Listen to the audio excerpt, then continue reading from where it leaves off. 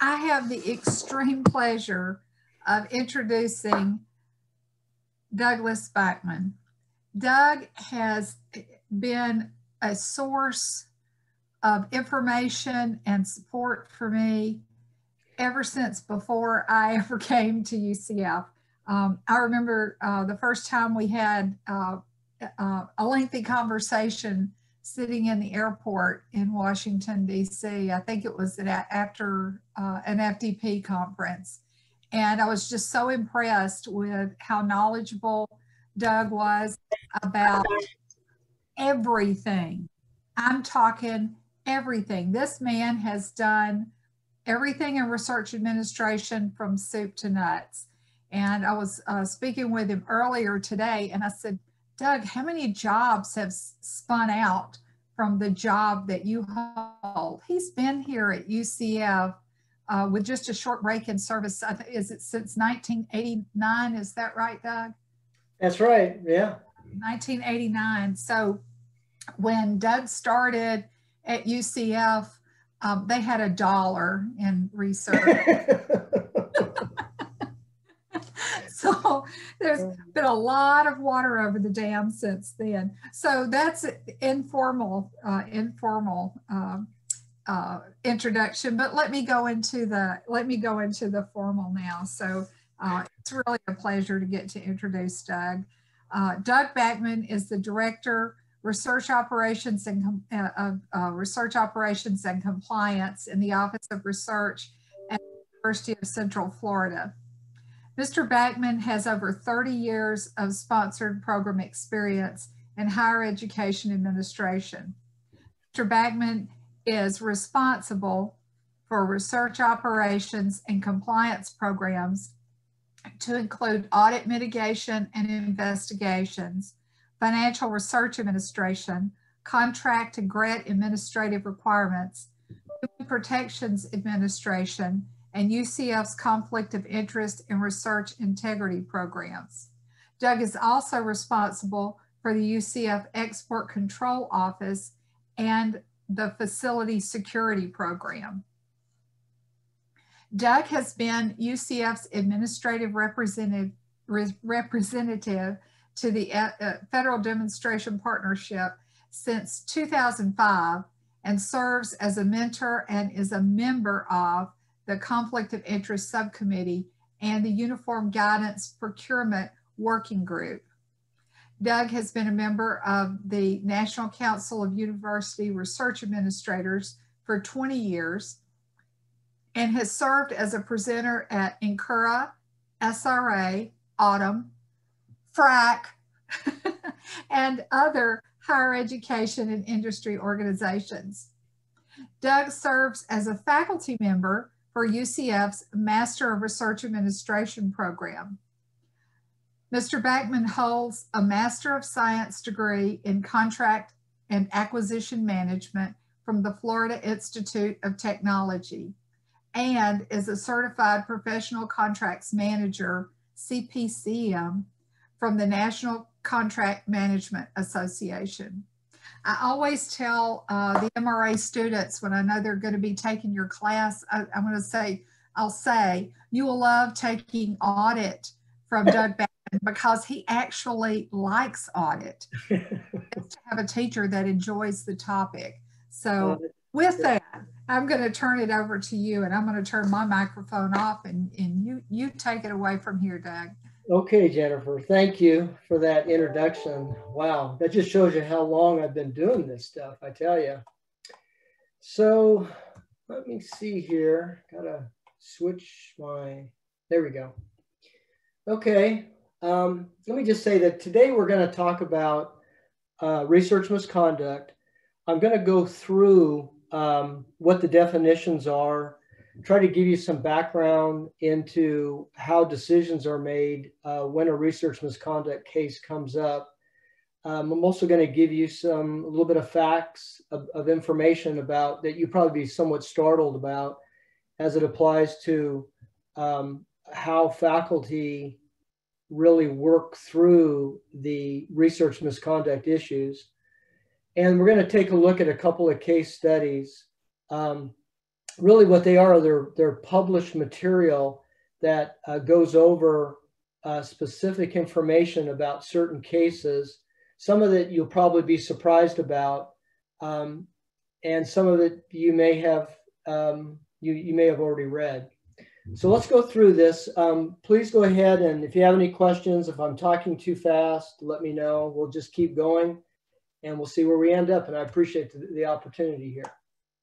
So let's go through some interesting facts. 1% of the scientists surveyed admitted to fabricating or falsifying their own data at least once in their career. I think that is a very fascinating comment. 34% admitted to less serious misdemeanors, to include poor research design, poor data management, deliberately excluding scientists from the authorship list of scientific publications, misuse of research funds. I will make a comment here that a lot of the research misconduct initial allegations we get are surrounded by poor data management, authorship, and poor research design. So things to note. Also, 14% of the scientists surveyed reported that their colleagues had fabricated data, and up to 72% were said to have participated in less serious misdemeanors described above. Now that's a large percentage from my perspective. Okay, so let's go through some of the basics. What is research misconduct? Let's talk about fabrication. So fabrication is making up data or results and recording or reporting those results. Falsification is manipulating research materials, equipment, the use of equipment, or processes, or changing or omitting data or results such that the research is not accurately represented by the research record. And plagiarism is the appropriation of another person's ideas, processes, results, or words without giving appropriate credit. Most of the misconduct cases that I've handled, I would say since 2004, have been surrounded by plagiarism. Most of it is plagiarism. And very few of them have been falsification or fabrication. Falsification, fabrication is a little bit more serious. I have seen it. It is more difficult to conduct a case when it's falsification to get the background data. And what's interesting about the plagiarism, I'll just make this comment, is that in many cases, the plagiarism is surrounded by a faculty member who's trusting, in some cases, a student who is doing the introduction and the summary, and they're going online and taking information without providing appropriate credit for the people that they're using, which is really sad. And the National Science Foundation doesn't let you forget that, nor the National Institutes of Health when they come around wanting to investigate the case or giving it to you to investigate, but identifying a big 3-ring notebook with all the information, identifying plagiarism. I'd also make a comment here about a person's ideas. If you think about it, it's really difficult to identify when you're taking someone's ideas. Taking someone's ideas, in many cases, people will say, well, that should be in text. But you'd be surprised, we have cases where people have exchanged ideas and one of those people have taken it from another and gone with it. And so to properly document that idea, that it was yours versus not the other person, becomes interesting. And we've had this in English professors with literature cases and other such types of cases. So actually also a civil and environmental case we had that also dealt with persons' ideas. So interesting to remember. Remember that research misconduct does not include honest error or a difference of opinion. So we have to remember too that because someone thinks that you've taken my idea doesn't necessarily mean, or information or data, doesn't necessarily mean that that's true. So we have to make sure that the research misconduct that is being alleged is really a significant departure from accepted practices of the relevant research community. And what I mean by that is that there may be cases where there's certain experimental standards or experimental documentation that's even online. I had a case recently with this, but what it pans out is that over the last 10 to 15 years, many of those experiments in different ways and means have already been done. Everybody has a sense of parameters with their scientific activity, and they may look same or similar, but they're not really a significant departure from accepted practices. And it's pretty common to see same or similar type experiments just with different factors involved. So that has to be something that's kept in mind. Also, the misconduct, if it is committed, it has to be committed in the sense of being intentional or knowingly, or to a certain degree, recklessly. Those terms are the National Science Foundation terms, but they're used by many of us because it's a parameter to go by. Did the respondent, who is the person who is alleged to make the misconduct, did they intentionally do it? Did they knowingly do it? Did they both knowingly and intentionally did they do it? And or did they do it recklessly? And the reason why those words are important is because the federal agencies will make a determination, for example, on penal action based on whether it was knowingly done by a student or by themselves, whether they intentionally did it. It was obvious that they intentionally did it, or they did it so often that it was considered recklessly. And sometimes the cases will produce serious penal action by the federal agencies based on those three words. And then also the allegation has to be proven by preponderance of the evidence. And that's obviously a legal term, which means that proof by information that compared with opposing it, it leads to the conclusion that the fact at issue is more probably true than not. And that's in the CFR 93219. So those are all real important issues. And when we take up these cases, we have to go through each one of these allegations, and we have to pick them apart piece by piece, not only to take a look at the fabrication, falsification, plagiarism case, or a combination of those, but also whether they meet these misconduct requirements, specifically the intentionally, knowingly, or recklessly, for sure. So what is the difference between intentionally, knowingly, and recklessly? So intentionally, or with the intent to, means that the defendant's goal was to cause the end result or engage in that conduct. So they knew what they were doing. Knowingly means the defendant is aware of their conduct, but it does not require that the defendant know the conduct is unlawful.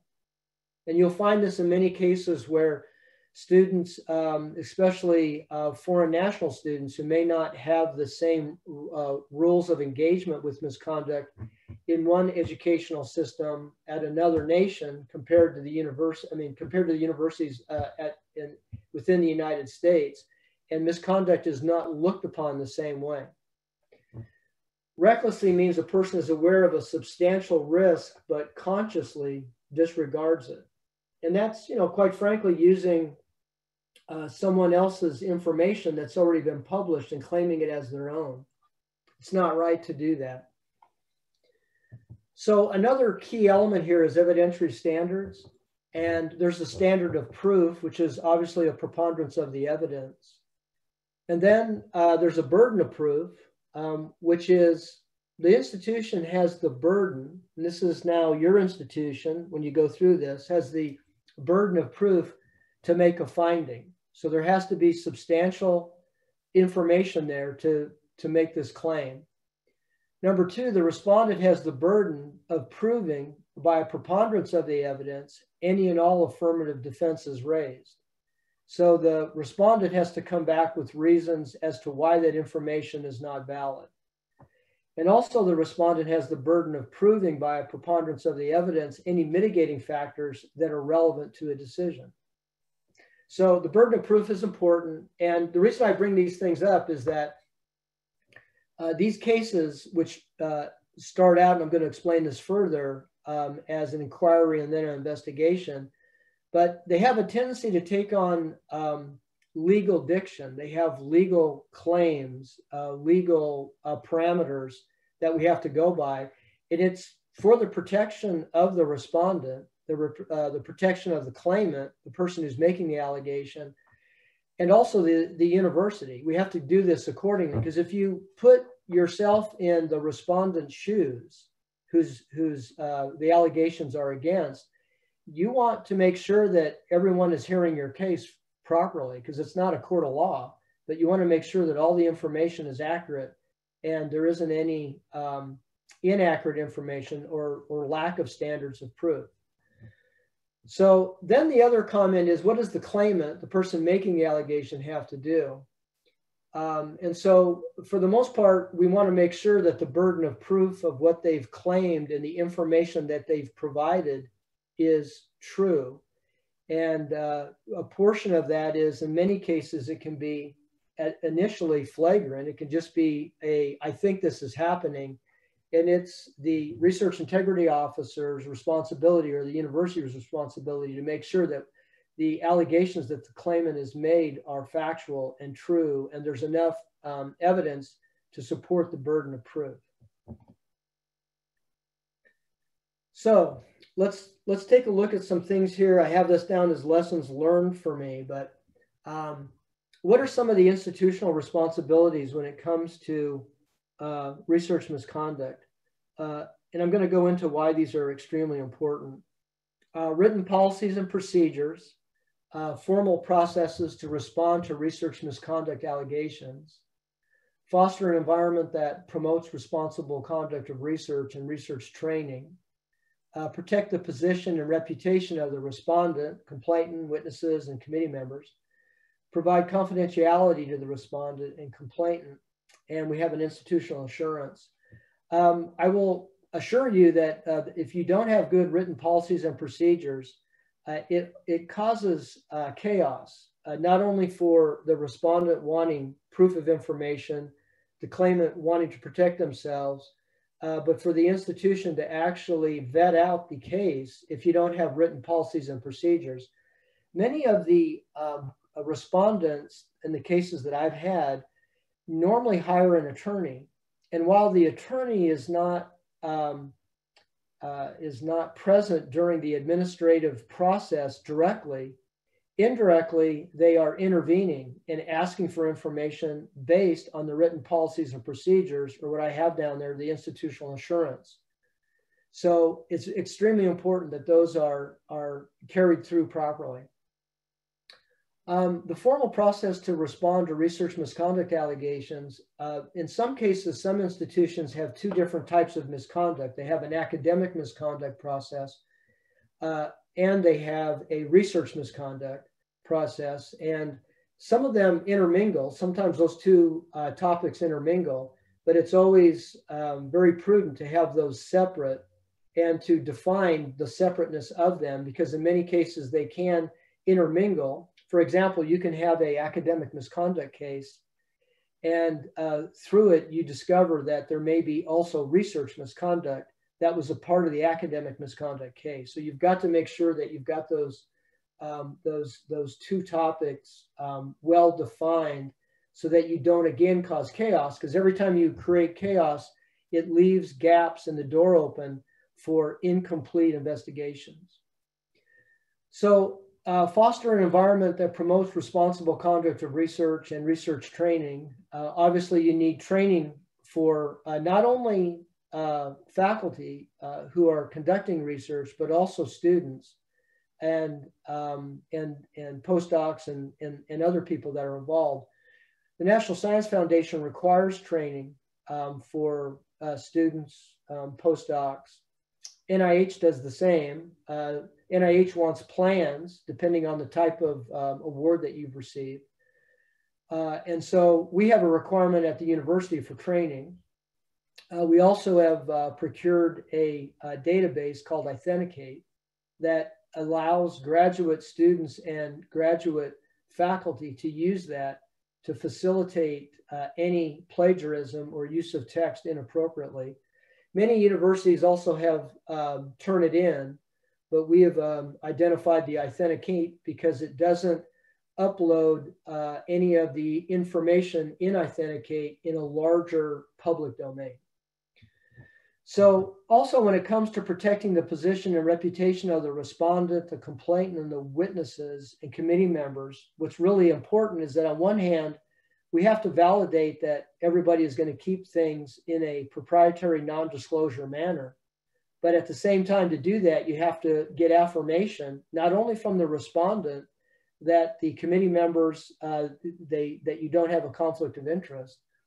But also what's interesting is that you've got to make sure that the identity of the respondent and the complainant and any witnesses or the committee members outside of those real small group is not known. And a lot of times that's not easy, either because the respondent is talking or promoting themselves, perhaps the claimant is too, and sometimes the committee members may go outside of the required elements. So you've got to have a assured process for making sure that people think and keep things within a proprietary mode. So when I say provide confidentiality to the respondent and complainant, I'll go over and above to make sure that that happens. Many times the respondent wants to know information about the complainant, and I'm not going to provide that information. That's not something that we can do.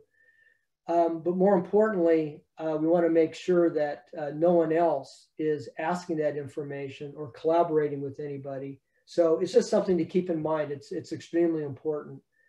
I think most of you probably already know that the Office of Research Integrity with NIH, DHHS has an institutional assurance. Most institutions have them.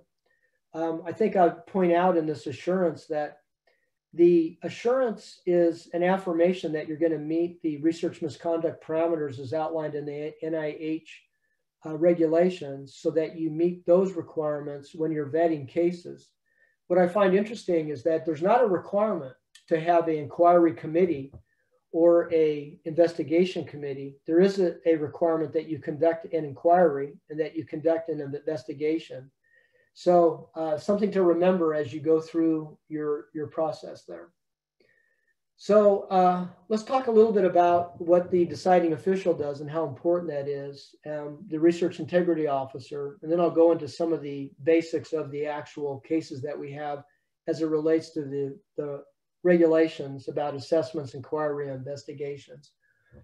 So the deciding official normally does not have much of a role until the inquiry committee has conducted their review, and it goes to the deciding official. And they have a requirement at that point to make a determination whether they accept the determination by the inquiry committee.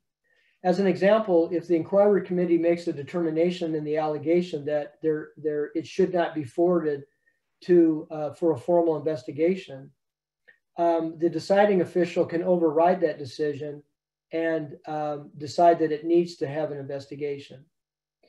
The deciding official during the inquiry committee can also ask for additional information, ask for subject matter experts to provide additional information, or ask for additional information from the respondent or the claimant.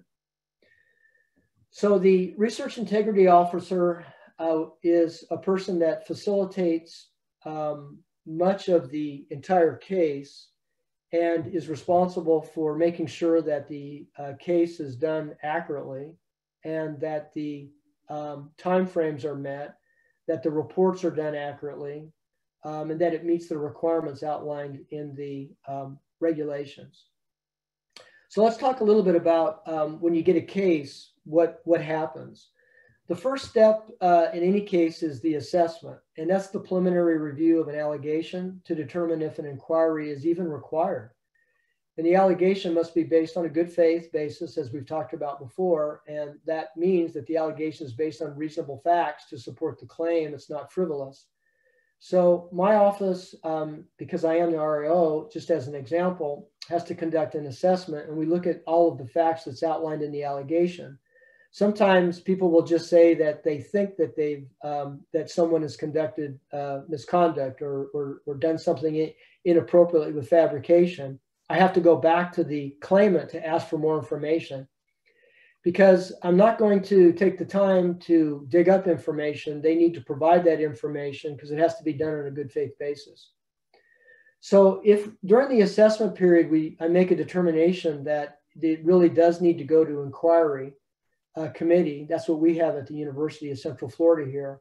The inquiry committee is really a group of faculty peers that makes a determination based on the facts of whether or not that information warrants a further investigation. So the inquiry committee will take a look at the allegation, whether it falls within the federal research misconduct definition. That's a requirement per our assurance and our policy here at UCF. Whether the allegation is sufficiently credible and specific so that the potential evidence of research misconduct may be identified.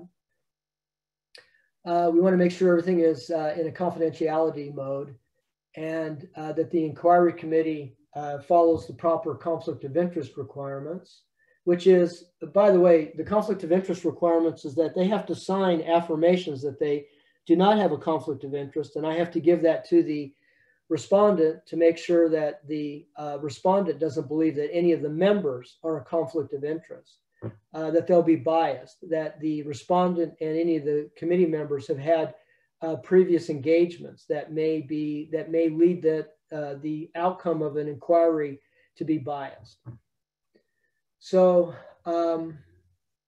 then we have an investigation, and what happens is that, as I said earlier, the report would go to the deciding official. If the deciding official agrees with the inquiry report and the recommendation is to go to a full investigation, we either form a new committee or we use the inquiry committee members as the investigation committee members, depending on the circumstances. So the respondent must have a notification of all of these activities. There has to be a formal custody of records and evidence. That also happens at the inquiry phase if required. I should also make a comment that at the inquiry phase, it's also possible for the inquiry committee to interview people, to interview the respondent, and to interview the claimant if it needs to be, and any other witnesses that are required, students, subject matter experts, whatever's needed. So from an investigation point of view, there's a custody of records and evidence. Documentation of investigation records, facts, and evidence are put together. And that's usually the responsibility of the RAO and my staff. For me here at UCF, that's what we do.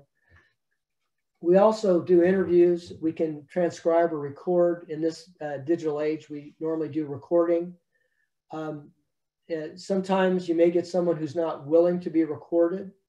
And we may have to transcribe, but 99% of them are now being recorded.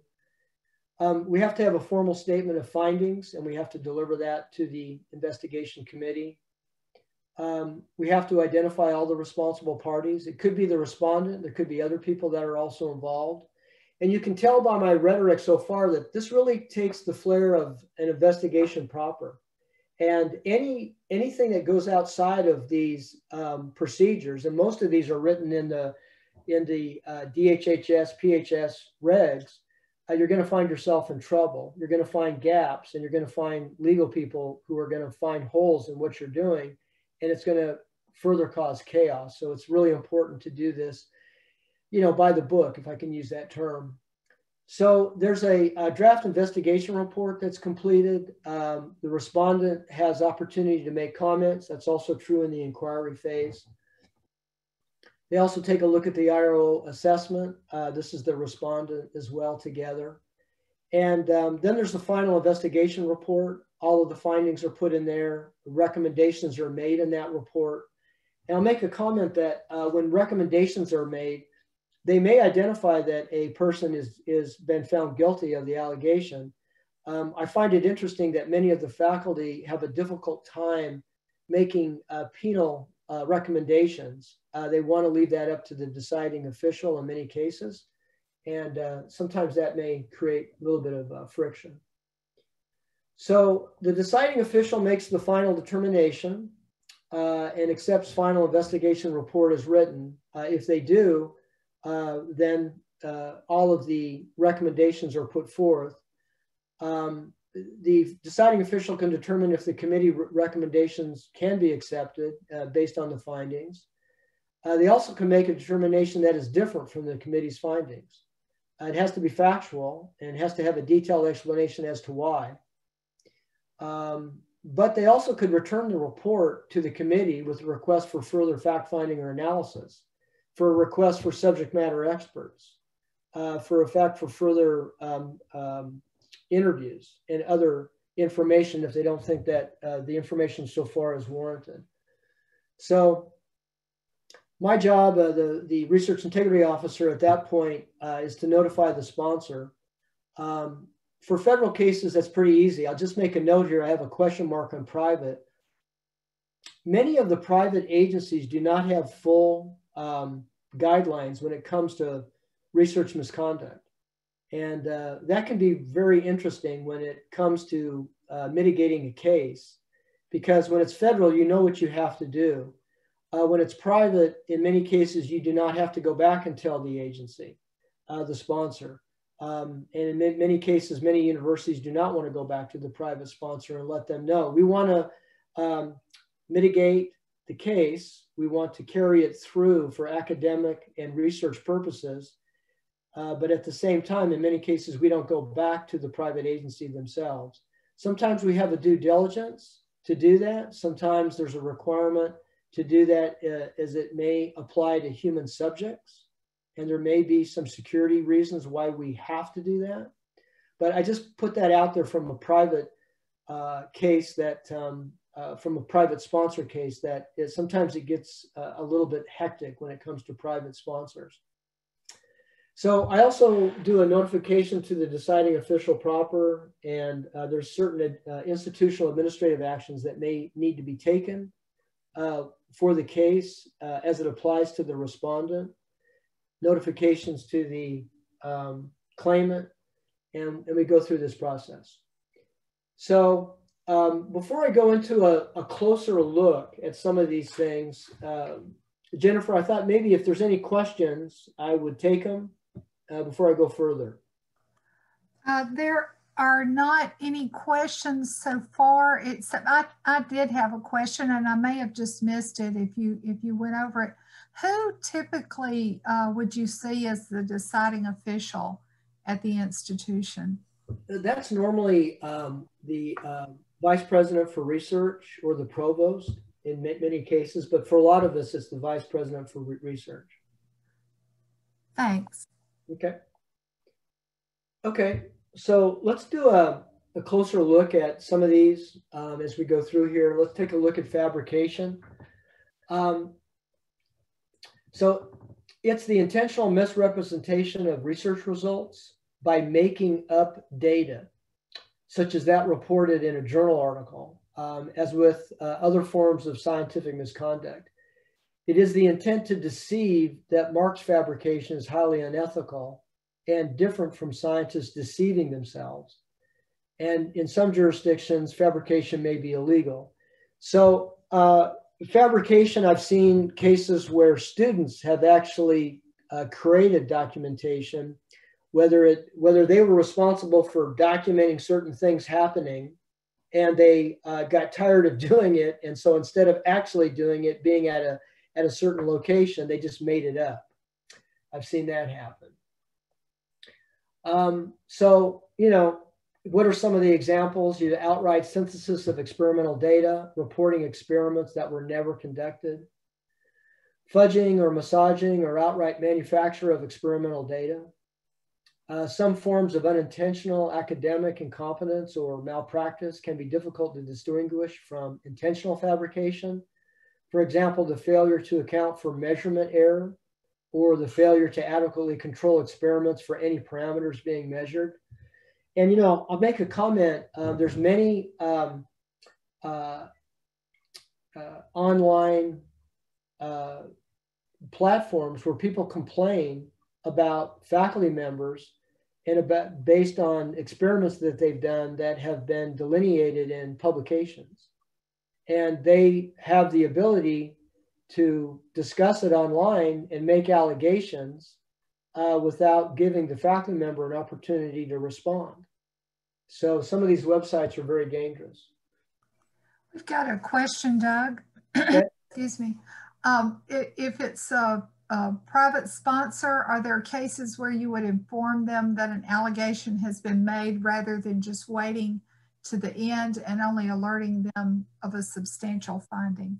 That's a great question. And I would rather wait till the end, because if the committees, whether inquiry and or investigation, find that the allegations are untrue, I don't find it to be reasonable to let the private agency know that someone made what I guess I would call a false claim, and the university didn't believe that it was warranted. So I would be notifying them of something and possibly hurting the reputation of the faculty member before the facts were let out. Good question. So let's take a look at some fabrication findings from ORI.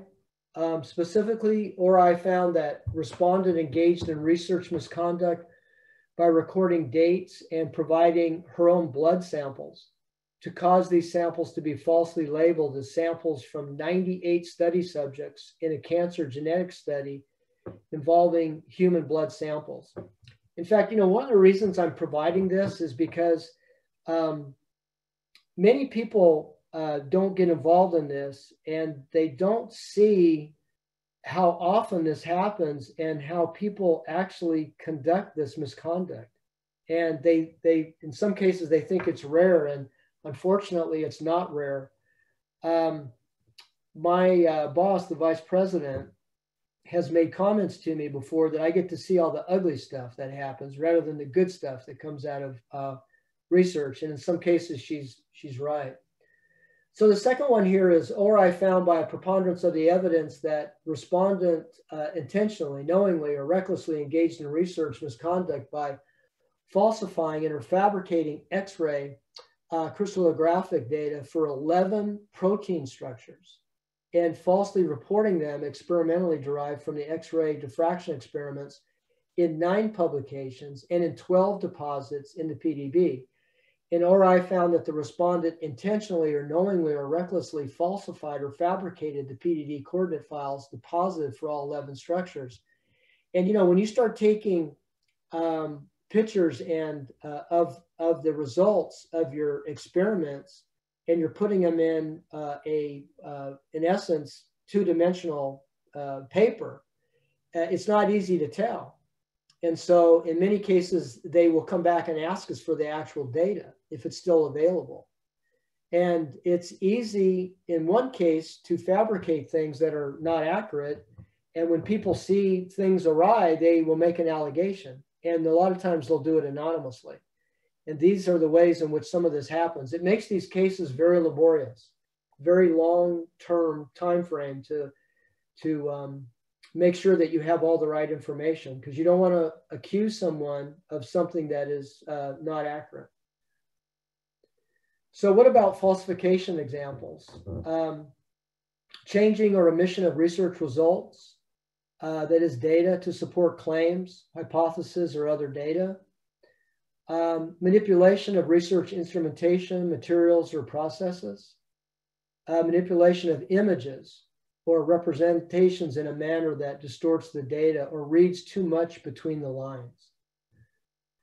So some of the examples of that is that ORI found that the respondent engaged in research misconduct by falsifying data that were included in a manuscript and a revision submitted to cancer research entitled IDO1 and quinine pathway. ORI found that the respondent engaged in research misconduct by intentionally, knowing, or recklessly falsification or fabrication of the research record by selectively reporting by inappropriate inclusion or omission or alteration of data points in 10 figures and falsely reporting the statistical significance based on falsified data in 10 figures across 2 papers in supplementary material. So they repeated the falsification in multiple publications. And the respondent falsely reused and relabeled 14 individual Western blot images from an unrelated experiment conducted in September of 13, showing pull down with et cetera, et cetera. So you can see that, you know, there is a big need, and there's a lot of pressure for faculty to publish. And you can see that when that happens, they're falsifying data. They're taking data from one experiment and they're using it on something else that is completely different. So it's very troublesome. So what are some of the plagiarism examples? Verbatim text taken from another author without quotation marks, paraphrasing or summarizing others' work without providing proper credit, number of improper citation, I should say no or improper citation. Usually it's a number of citations that have never been done correctly. Self-plagiarism, although DHHS is not too big on self-plagiarism. I may get into that in a minute. Citing later studies and not the original observation. Usually there is a secondary publication that identifies the citation, and the author will use the secondary citation rather than the original citation, which is wrong to do that. Relying on an abstract or a preliminary version of a paper while citing the published version. And that can happen the other way, where you're relying on a published version when in fact you're talking about the abstract. Selective reporting or methodology, where you're only using selective portions of a method that was published and taking it out of context. Or granting authorship to individuals who did not make significant contributions. I just completed a case on that just happened, where students identified they did not contribute and they should never have been on it. So these are significant lessons that we've learned. I would make a comment. I have a note down there about Dr. Roig, who was commissioned by ORI to write a publication about avoiding plagiarism. He's updated it. It's on the ORI website. It's excellent. And I would recommend anybody who's more interested in this topic that they go to it. So let's take a look about some of the plagiarism findings. Affirmative law judge granted summary judgment in favor of ORI and issued his recommended decision, finding that respondent intentionally committed research misconduct by submitting to NIH a grant application that included plagiarized words. The ALJ held that the appropriate administrative actions included a 2-year debarment from any contracting or subcontracting. That normally happens when the respondent doesn't admit guilt and isn't ready to accept any of the recommended penal action. And so in cases, they can be debarred. A former NSF program officer submitted, this is a former NSF program officer, submitted an NSF proposal with portions of text copied from a previously declined NSF proposal for which he had served as the cognizant PO. That's interesting. A PI plagiarized text in 4 NSF proposals and submitted falsified support letters from a collaborator with 2 of those proposals. So those are some examples of plagiarism findings, things that people will, should remember. Okay, I'm assuming there's no more questions. Is that right, Jennifer? That's right. Okay. There's about 15 minutes left. So I think what I'll do is go through this first online cases and explain those, just to give you an idea of how bad some of this stuff is. Let me see if I can make this work. Oh, that's not good.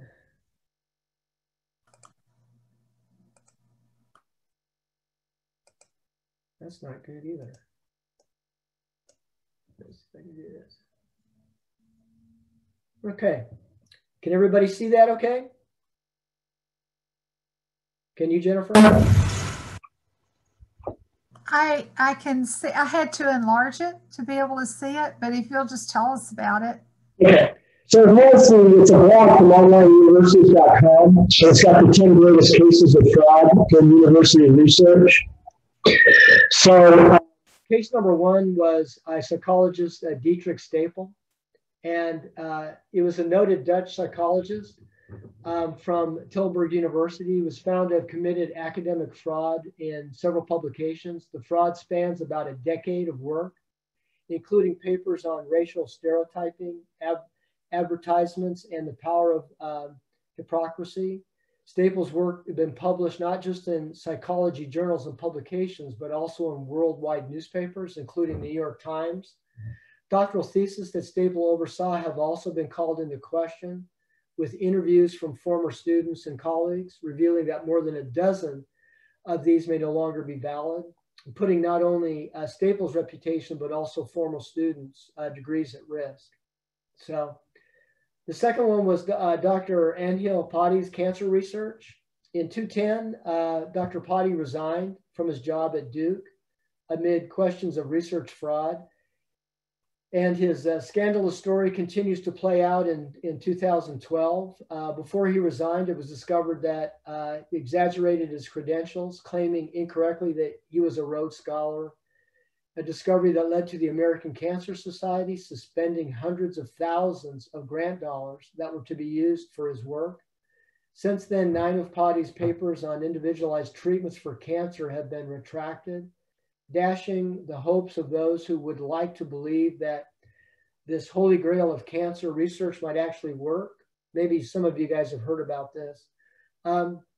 His work sounded like a miracle, but his promise that 80% of patients enrolled in his drug trials would find the right drug for them proved too good to be true. And some of the patients involved with Potti's research have filed suit against Duke, and et cetera, et cetera. There was a plagiarism at KU. 2 universities of Kansas computer scientists, you can read their names there, were found to have plagiarized major portions of their research, for which they had published 3 articles with an international audience. So much of their work was lifted from other scientists' work that even the entire summarizing statement in their presentation had come from someone else's journal article, a presentation they had planned to make at a conference in Sweden, which they ultimately did not make due to accusations of plagiarism. The 2 researchers have been working with the U.S. Office of Research Integrity, which found them to be ignorant and complacent about plagiarism in their research program at KU, unlike so many others involved in research scandals. Both of them have been allowed to keep their jobs, but under an agreement with the U.S. Office of Research Integrity. And KU is carefully monitoring the legitimacy of research that they put during the next several years of that time. There was also a vaccine connection. Dr. Andrew Wakefield, and this is way back in '98, but he published a study in The Lancet claiming that his research indicated a connection between autism and the measles. Many of you probably heard about this. The research was highly respected and undermined public confidence in the vaccine, leading to too many parents refusing the shot. Ultimately, this led to increase in the number of cases of measles and mumps in US and Europe. When faced with an investigation in 2010, it was revealed that Wakefield and his colleagues had altered facts about the children in their study. And Wakefield had been paid off by a lawyer planning to sue the manufacturer of the vaccine. So these cases have continued. I know some of these are old, but they just go on and on. Another one from a stem cell research, which is Huang Wu Suk. In 2006, a Korean researcher was found to have fabricated a series of experiments in stem cell research, a field in which he was once considered one of the pioneering experts. He was previously infamous for his 2 Science Journal articles in which he reported his success in creating human embryonic stem cells through cloning, but it's now infamous for his massive case of fraud and scientific misconduct after it was revealed that much of his stem cell research had been faked. Huang was charged with embezzlement and bioethics law violations, for which he was sentenced to a 2-year suspended prison sentence and barred from engaging in stem cell research by the South Korean government, as well as fired from his position with Seoul National University. Huang continues to lead research in creating embryonic stem cell lines for cloned pig embryos, and his lab has been actively publishing manuscripts in PubMed. So I don't know, do you want me to continue to go on, Jennifer? You think it's good? Or we do have a few questions. Okay, yeah, let's go. Oh, all right. So the first question was, Sarisa said, please tell me that this did not all happen at UCL. No, this is just around the world, actually. Yeah. Okay. All right. So in terms of plagiarism, how do you prove that someone listed as an author did not make any significant contribution if the PI states he believes the person made some contribution? How does that get ferreted out? Yeah, that's a great question. In many cases on plagiarism, it usually involves two people who have not been engaged before, you know, and so that's easy because you'll take a publication where data has been taken from another author from a completely different publication who have not engaged with each other. And it's easy to ferret that out. But it's a different story when you're dealing with two people who, and as I understand the question correctly, have engaged together on a publication. Am I right in that assumption? I'm not sure. I'm not sure. But just finding out if they did it, is it sometimes because someone else blows the whistle on them? Or usually that's true. And I will say that we did have a case, again, fairly recently, that involved one of our faculty members and another institution. And in order to mitigate that, there had to be formal interviews where each of the authors or co-authors were asked to describe what their ideas were, how they contributed to the publication. It was very arduous, and backup documentation to support the experiments as to how they came to that conclusion, on and on and on. So in those types of cases, that's how that would normally be processed.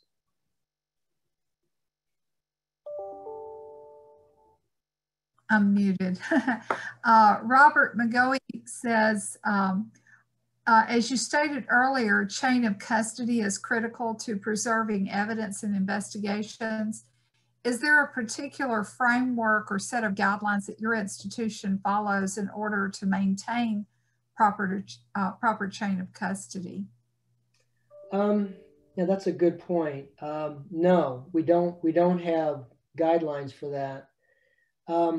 What I would say is that based on the alleged incident and the materials that are involved in it, what normally happens is that much of the information in a plagiarism case anyway, I'll say it that way, is in the public domain. That's how people know about it. When it comes, and so it's easy to identify that information and to collect that information.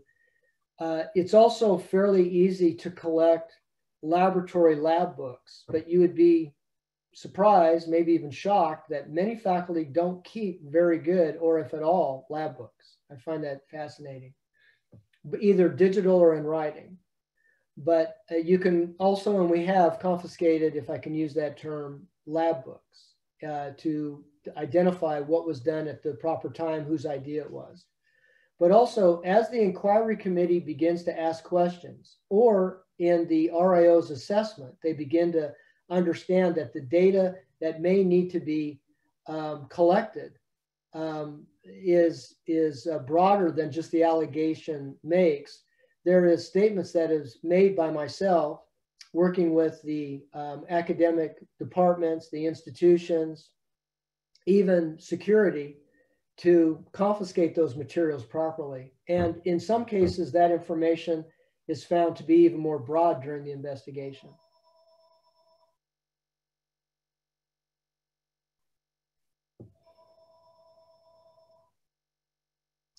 Jennifer, you're muted. Okay. Once a misconduct case is substantiated at the university on a federal award, is it publicly disclosed by the government routinely? No, not. It's not. In fact, what I find the National Science Foundation does is, in order for anyone to identify with a certain case, they have a certain web page for that information, and it only identifies the case number and the final outcome, which may be a sentence to maybe a paragraph at best. It doesn't identify the names of people, doesn't identify really the purpose or the background in the case. It just identifies how it was adjudicated. Amber Thorne asked if there are common reasons for some of these falsification cases. I think that the pressure to publish, the pressure to become tenured, to be promoted. We've got some cases where people have done this where they already were tenured, but they wanted to get promoted to full professorship. So it's usually personal need to excel without the proper credentials or research that would produce your ability to get promoted or to get the tenure. So it's usually human factoring that's involved. Eric Ward asked, does restorative justice play a role in the process? Well, I will give you an example where we did have a person who was identified to have plagiarized. It actually was their students who did it, but obviously the faculty member is responsible. And it was a National Science Foundation case. It was here at UCF. And this faculty member was so helpful, was so remorse for what they did, that it was noted by NSF, and it completely changed that faculty member. They not only realized the due diligence and the time they needed to take to review any publication, any background information, and to also work with their students. So I think that there are cases where good comes out of a bad situation. Doug, we recently were in a conversation about citation harvesting, where you take one piece of information and you publish the same information several different ways using several different authors so that it pumps up your citation index. Do we see, is that considered scientific misconduct or just bad behavior? Well, it depends on how the citations are applied and if they correlate to the actual written material. For example, I've seen citation harvesting where they just make some real general statement and put a citation next to it that is not necessarily linked to scientific topical data related to the project. They just want to get their name out there and they add another citation, another publication as an example. I've even seen it to the extent where they've added their names in a paper up to 30 times, which is really not related to the article itself. So, but the interesting thing is that if they're citing themselves, or then that may not be plagiarism. It may be what I would call academic misconduct from a publication point of view. And it obviously is not fabricating information. The information's true on the citation. And so it's not falsifying anything. But at the same time, this is where I was talking about the academic side, maybe linked to the research misconduct side. So it really would depend on whether they're using that citation correctly or not. Okay. And we're at 5 o'clock. So do you have any concluding comments that you'd like to leave us with? I find this, when I first started in 2004, back at the university, we had one case. And now I find that I have up to 4 or 5 cases a year. And so everybody needs to be aware that this problem is not going away. Hang in there. Okay, thank you. Thank you so much, Doug. We really do appreciate it. You're welcome. Thank you.